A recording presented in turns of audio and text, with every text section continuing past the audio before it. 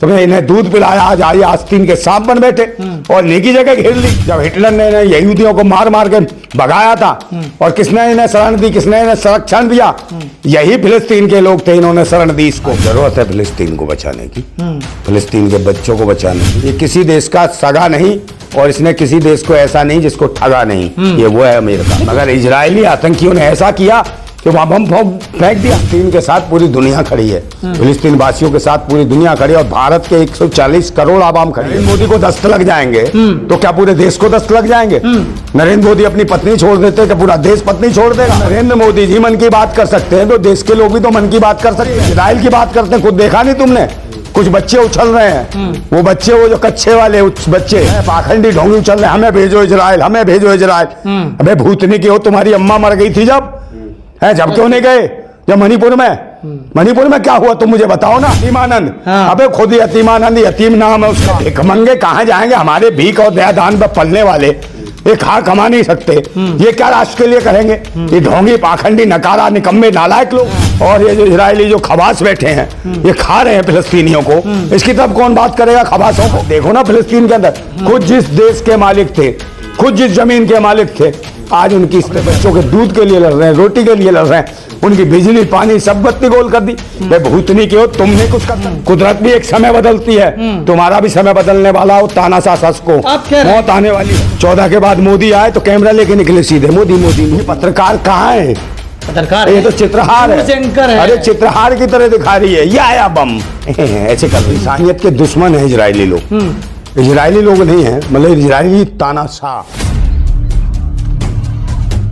साथियों, न्यूज़मेट के साथ आप देख रहे हैं द नेशन वॉइस। आप देख रहे हैं कि इजराइल और फ़लस्तीन के बीच जिस तरह से घमासान चल रहा है, इस घमासान के बीच हज़ारों की जान जा चुकी है। आपने एक वीडियो देखा, पिछली रात अस्पताल पर इजराइल की तरफ से बम गिराए गए हैं, लेकिन इजराइल साफ मना कर रहे हैं। लेकिन बम गिरने के बाद अमेरिका के राष्ट्रपति इजराइल पहुंचते हैं और उनको समर्थन देते हैं। लेकिन दो दुनिया जो है आपस में बटी हुई नजर आ रही है। मुसलमान जो मुस्लिम राष्ट्र एक तरफ है और बाकी जो यूरोपियन कंट्री है वो एक साथ। हमारे साथ है नंदा भाई राजपूत, जो तमाम मुद्दों पर बात रखते हैं। जो तस्वीरें आ रही है फ़लस्तीन से, उसको देखकर हर आदमी की आंखों में आंसू है। वह स्तब्ध है कि बच्चे मारे जा रहे हैं। तमाम मुद्दों पर बात करेंगे। नंदा भाई राजपूत है, मुखर कर आवाज। आप वीडियो देख रहे हैं, वीडियो देखकर क्या लग रहा है आपको? पूरा वीडियो जब सामने आ रहा है, देखिए हैवानियत है ये हैवान है, भैंसी हैं, दरिंदे हैं, जो इंसानियत के दुश्मन हैं। आज जरूरत है फिलिस्तीन को बचाने की, फिलिस्तीन के बच्चों को बचाने की। जैसा कि अस्पताल जैसी चीजों पर हमले हो रहे हैं, समझे नहीं?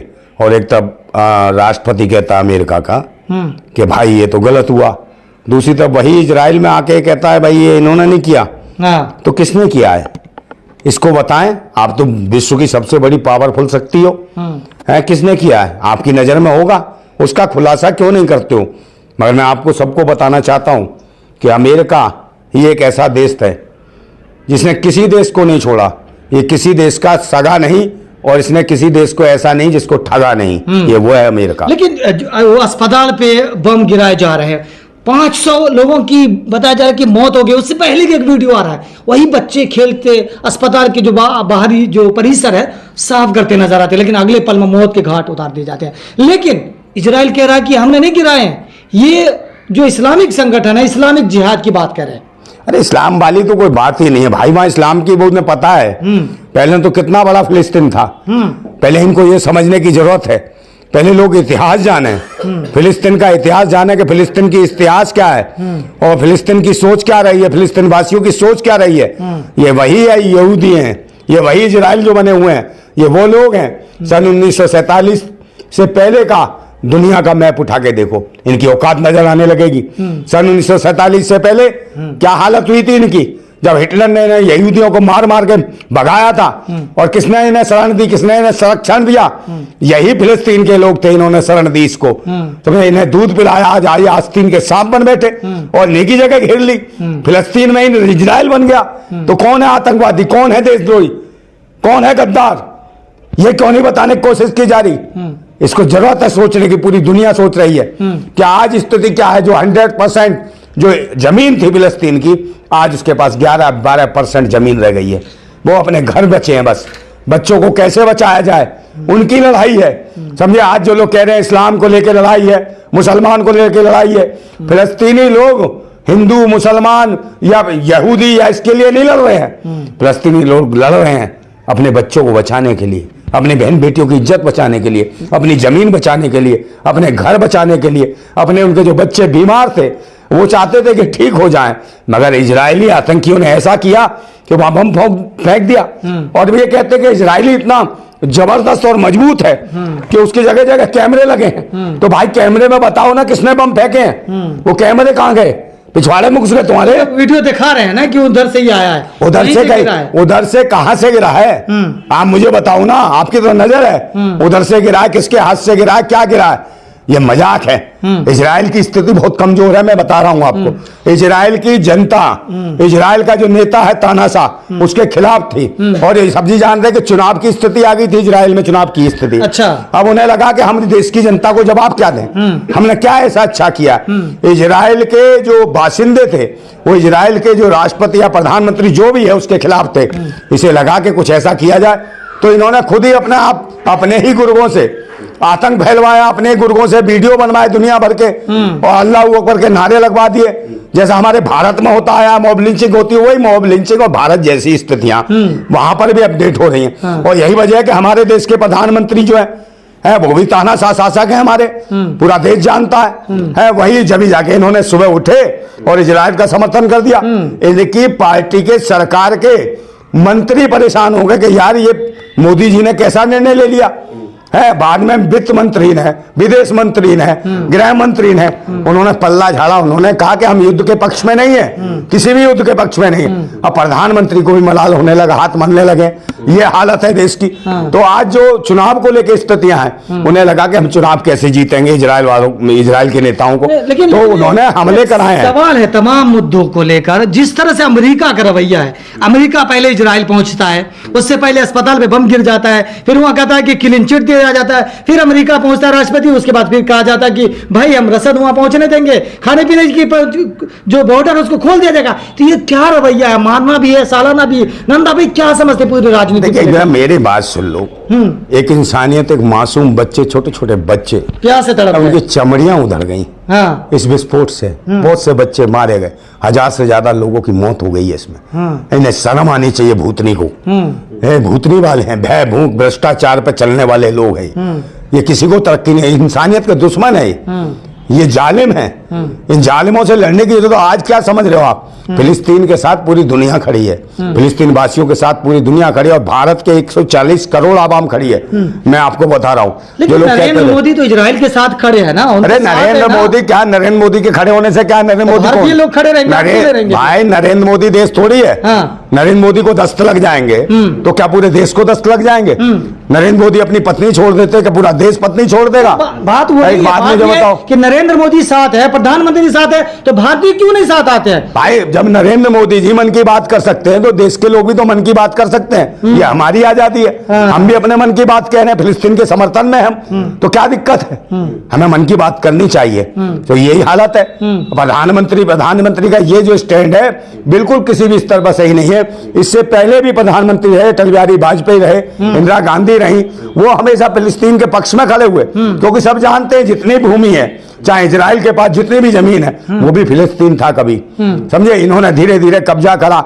ये शरणार्थी थे फिलिस्तीन के अंदर और ये लुटेरे बन गए। आतंकी तो ये खुद हैं। लेकिन कह रहे क्या इजराइल पर जो 5000 रॉकेट दागे गए, वो कह रहे कि आतंकी साजिश थी, आतंक मचा रहे हैं। तो जो छेड़ा हम छोड़ेंगे नहीं, ये सीधा। अरे भाई साहब, आप राजनीति इतनी गंदी हो गई है। पूरी दुनिया के अंदर ऐसे लोग दहशत गर्द लोग पहुंच गए हैं। तानाशाह लोग शासन कर रहे हैं। समझे? ऐसे ऐसे लोग हों जो अपने देश की सेनाओं के जवानों को भी मरवा देते हैं। ऐसे तानाशाह शासक लोग हैं। और अपनी सेना के नाम पर वोट मांगते हैं कि पहला वोट क्या मुझे देश की सेना के नाम पर मिलेगा। और इस पर भी मांगने के बाद हमारे मणिपुर में ही देख लो, सेना के पूर्व सैनिक की पत्नी को निर्वस्त्र दौड़ाते हैं। उसके खिलाफ, उसके दोषियों के खिलाफ कुछ कार्रवाई नहीं करते हैं, उसका बलात्कार कर देते हैं। ये हालत है। और ये इजराइल की बात करते हैं, खुद देखा नहीं तुमने? कुछ बच्चे उछल रहे हैं। वो बच्चे, वो जो कच्चे वाले बच्चे हैं, पाखंडी ढोंगी उछल रहे हैं, हमें भेजो इजराइल, हमें भेजो इजराइल। अबे भूतनी की हो, तुम्हारी अम्मा मर गई थी जब क्यों नहीं गए? जब मणिपुर में क्या हुआ तुम मुझे बताओ ना।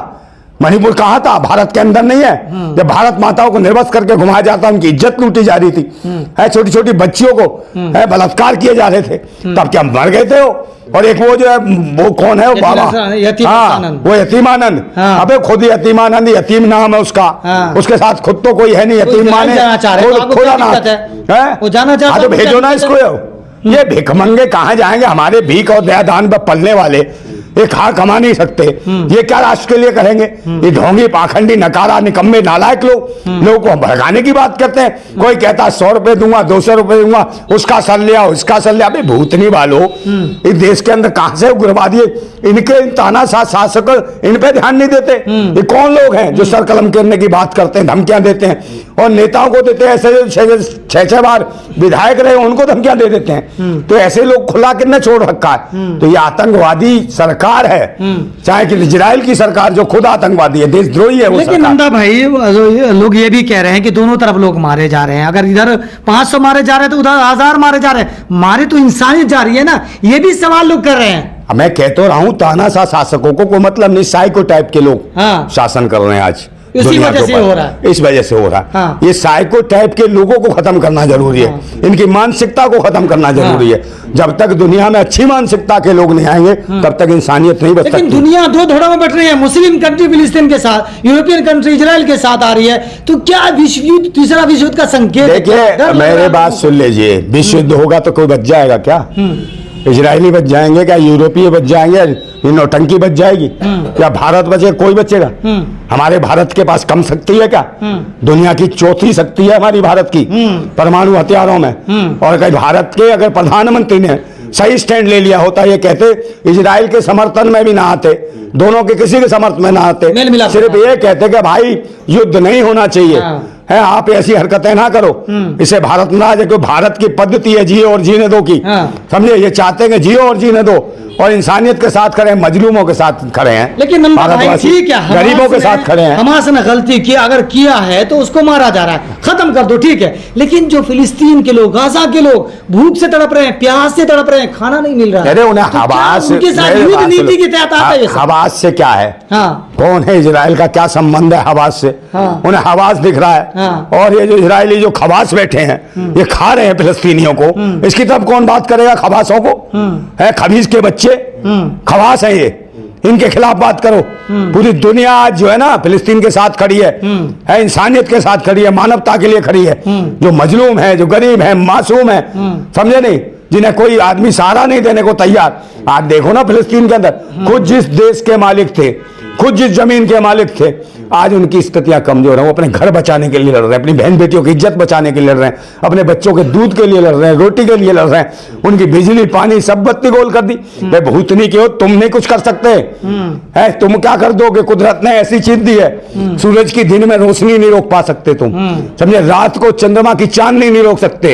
हर गरीब के, हर मजलूम के साथ वो कुदरत भी है, कुदरत भी एक समय बदलती है, तुम्हारा भी समय बदलने वाला हो, तानाशाह शासकों।